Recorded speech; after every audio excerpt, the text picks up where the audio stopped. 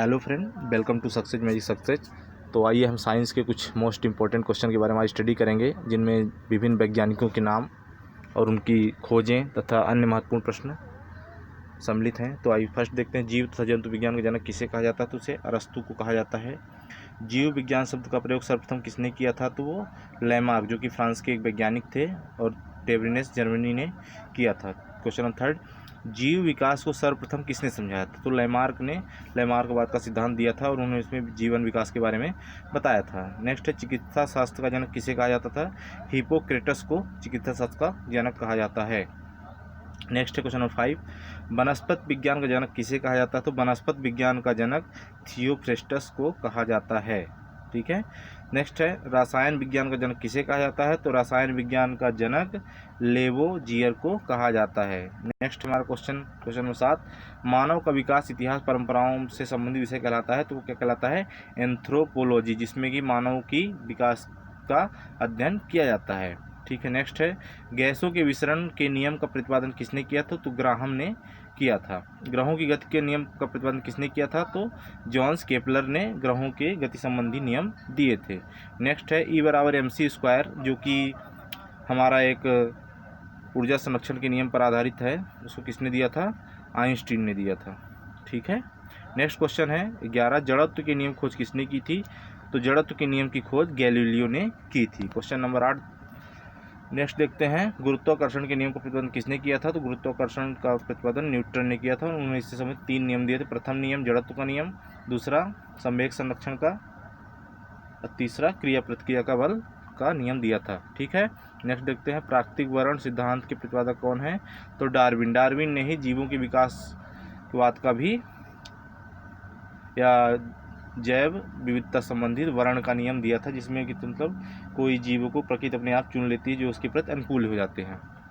Next है, mutation या उत्परिवर्तन का सिद्धांत किसने दिया था? तो ह्यूगो डी ब्रिज ने उत्परिवर्तन या म्यूटेशन से संबंधित सिद्धांत दिया था। फिर नेक्स्ट है, नेचुरल सेलेक्शन का सिद्धांत किसने दिया था? तो डार्विन ने दिया था, जो भी मैंने आपको बताया कि नेचुरल सिलेक्शन जो बोलते हैं जिसको, तो उसका किसने दिया था? तो डार्विन ने दिया था। ठीक है। नेक्स्ट है, विकास के सिद्धांत के प्रतिपादक कौन है? तो चार्ल्स डार्विन ने ही विकास का, यानी कि जैसे जैसे समय बढ़ता जाता है, आदमी या जीव की आवश्यकता अनुसार उसके बॉडी में भी चेंजेस होते जाते हैं। जैसे कि घोड़े का हो गया, जैसे जैसे ऊँट का हो गया, और जिराफ का हो गया, गर्दन लंबी होती गई समय के साथ। तो ये सभी मतलब विकास के सिद्धांत से संबंधित हैं। तो नेक्स्ट देखते हैं 17 नंबर, अनुवांशिकी जनक किसे कहा जाता है? तो जॉन मेंडल को कहा जाता है, क्योंकि इन्होंने मटर पे रिसर्च करके अनुवांशिकी के लक्षणों का अध्ययन किया था। तो नेक्स्ट देखते हैं क्वेश्चन, मेंडल ने अपने प्रयोग के लिए क्या चुना गया था? तो मटर के पौधे को उन्होंने चुना था रिसर्च के लिए। ठीक है। अनुवांशिकता के विज्ञान को अनुवांशिक कहा जाता है, यह किसने कहा था? तो W वाटसन ने कहा था। अनुवांशिकी उत्परिवर्तन होता है क्रोमोसोम में, यह क्या क्रोमोसोम चेंजेस करके उसमें मनचाहा लक्षण प्राप्त किया जा सकता है। तो नेक्स्ट देखते हैं, सर्वप्रथम जीन शब्द का प्रयोग किसने किया था? तो सर्वप्रथम जीन शब्द का प्रयोग जोहानसन ने किया था। जीन अवस्थित होते हैं, जीन हमारे गुणसूत्रों में उपस्थित होते हैं। मानव जोड़ों में 23 गुणसूत्र पाए जाते हैं। ठीक है, यानी कि टोटल 46 गुणसूत्र पाए जाते हैं। एक जोड़े में 2 गुणसूत्र पाए जाते हैं। तो नेक्स्ट देखते हैं, एक जीन एक एंजाइम सिद्धांत को प्रतिपादित किया था। तो बीटा और टैटम ने किया था। खून का रंग लाल क्यों होता है? किसके कारण होता है? तो हीमोग्लोबिन की उपस्थिति के कारण खून का कलर लाल होता है। नेक्स्ट देखते हैं, हीमोग्लोबिन में पाए जाने वाला तत्व है। तो हीमोग्लोबिन कौन सा तत्व पाया जाता है? आयरन या लोहा पाया जाता है। ठीक है। हीमोग्लोबिन यौगिक होता है, तो किसका यौगिक होता है? प्रोटीन का। नेक्स्ट है, खून का थक्का नहीं जमता है तो किस चीज़ की कमी हो जाती है, किसके कारण नहीं? तो विटामिन के कमी से हो जाता है, और इसे हीमोफीलिया रोग भी कहते हैं। नेक्स्ट क्वेश्चन है, खून थक्का नहीं जमता, हीमोफीलिया शरीर के अंदर रक्त को जमने से रोकता है। कौन रोकता है? हेपरिन नामक प्रोटीन। ठीक है। हेपरिन नामक प्रोटीन का उत्पादन होता है, कहाँ होता है? तो यकृत में होता है। यकृत से ही जूस, गैस्ट्रिक जूस भी निकलता है पित्ताशय से। तो नेक्स्ट देखते हैं, रक्त का अध्ययन क्या कहलाता है? रक्त का अध्ययन हेमेटोलॉजी कहलाता है। जिस तरह जीव विज्ञान शाखाएं होती, बायोलॉजी हो गया, जूलॉजी हो गया, एंटोमोलॉजी, एंथ्रोपोलॉजी, ये सभी मतलब जीव विज्ञान की शाखाएं हैं जिसमें बहुत सारे अध्ययन किए जाते हैं। तो उसी तरह रक्त का अध्ययन भी हेमेटोलॉजी कहलाता है। तो नेक्स्ट देखते हैं, रक्त के थक्का बनने में सहायक होता है तो प्लेटलेट्स। ठीक है, प्लेटलेट्स की मृत्यु कैसे होती है तो प्लीहा में होती है, इसे कब्रिस्तान भी कहा जाता है। तो नेक्स्ट देखते हैं, रक्त का थक्का जमने में सहायक विटामिन कौन सा होता है तो विटामिन के। यदि के नहीं रहता तो हमारे रक्त का थक्का नहीं जमता। इससे पहले मैं वो आपको बता चुका हूँ कौन सा रोग हो जाता है। रुधिर का तरल भाग होता है प्लाज्मा। रक्त का कितना प्रतिशत भाग प्लाज्मा होता है तो 60% भाग प्लाज्मा होता है। ठीक है, तो नेक्स्ट देखते हैं, पदार्थ की चतुर्थ अवस्था क्या होती है तो प्लाज्मा होती है। तो फर्स्ट होती है ठोस, सेकंड द्रव, थर्ड गैस और चौथी अवस्था क्या होती है प्लाज्मा, जिसमें मतलब कोई वस्तु डायरेक्ट ठोस से वाष्प अवस्था में आ जाता है। तो क्वेश्चन 37 देख रक्त में पाई जाने वाली धातु कौन सी है तो लोहा पर आयरन पाया जाता है।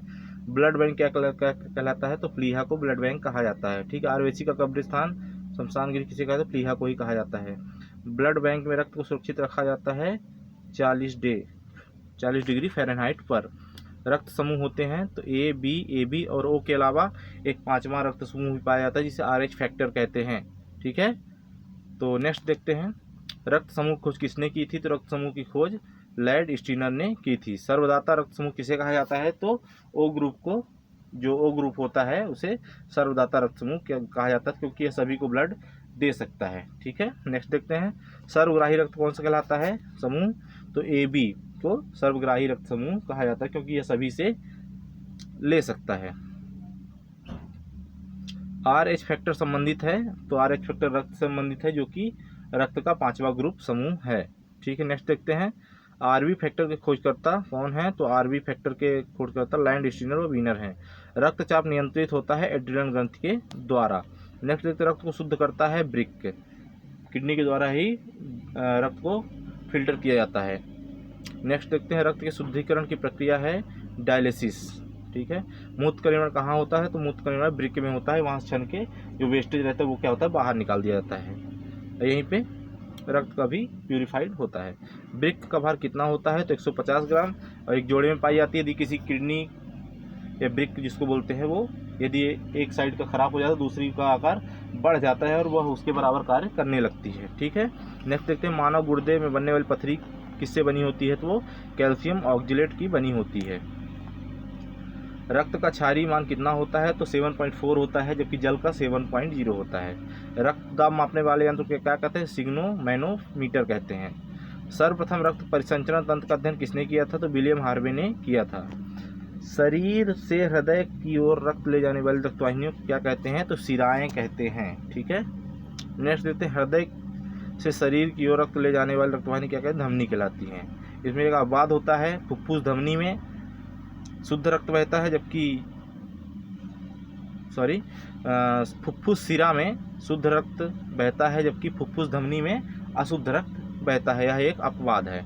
तो नेक्स्ट देखते हैं, हृदय की धड़कन का नियंत्रण कौन कैसे करते हैं तो पेसमेकर के द्वारा। जरावी का सेवन क्या है, यह एक कृत्रिम हृदय है जो हृदय में लगा दिया तो हृदय की स्पंदन गति को कंट्रोल करता है। नेक्स्ट देखते हैं क्वेश्चन नंबर 60, शरीर में ऑक्सीजन का परिवहन कौन करता है तो रक्त के द्वारा परिवहन होता है। तो यह एक बहुत ही महत्वपूर्ण क्वेश्चन थे साइंस के जो एग्जाम में व्यू से मोस्ट इंपॉर्टेंट थे।